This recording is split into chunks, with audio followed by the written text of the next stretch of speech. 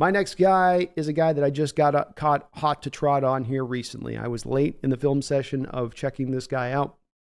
Finally got around to him after I was hearing so much about him. And indeed, the tape absolutely lit it up. That's going to be Malik Washington out of Virginia. And this is a 5'8.5", so a very, very mighty might type wide receiver at the position.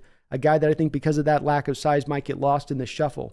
But if you're thinking about Malik Washington, think Steve Smith to a lesser degree. Think Brandon Cooks. Think that small guy with that explosiveness, right? It's not just the leaping ability, it's the explosive leaping ability, right? If you watch basketball, what makes Zion Johnson so dynamic around the rim? It's not just the fact that he can leap high, it's how fast he gets into that jump, into that explosiveness. And what that does for a guy at 5'8.5" with 30 and 3/8" arms is it elongates his catch radius and gives him a much bigger catch radius than he normally have. And you can see that here by his vertical leap and his broad jump. Almost 43 inches as far as his vertical leap. I mean, that's getting close to kind of Jordan territory, right? Wasn't Jordan supposedly 45 inches? Something like that. So he's definitely a guy that can get up and go get it at his size. He's a great route runner, a great feel for the position just naturally out there. He's got good hands as well. He was the third highest graded wide receiver by PFF last season.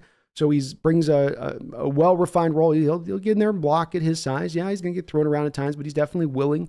I think he's one of the better yak guys in this draft. You get him the ball in his hands, and he gets up to speed so very quick, evidenced by that 4.47 and that 1.53 10-yard split, that this is just a really dynamic guy with the ball in his hands, on top of being a guy that can give you some contested catch for his size, on top of being a really good route runner and strong hands. He just plays the game really, really hard too. I mean, this is a guy that you talk about, not the size of the dog, but the size of the fight in the dog. That's this guy right here.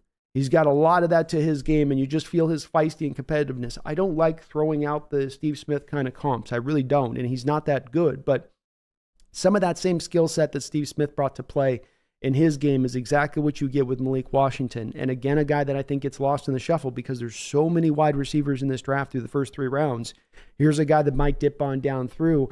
And as you're looking at the Hawks right now, I think there is a potential need or an opening here on this team for a guy that can do a little bit more of the yak stuff, depending on whether or not Eskridge can stay afloat here moving on into the future. So I think it also, to a degree, would fill a bit of a need while getting great value for him as you're getting him maybe a little bit into that 3rd roundish range. I don't think he's going to go real high because of his lack of height and short arms.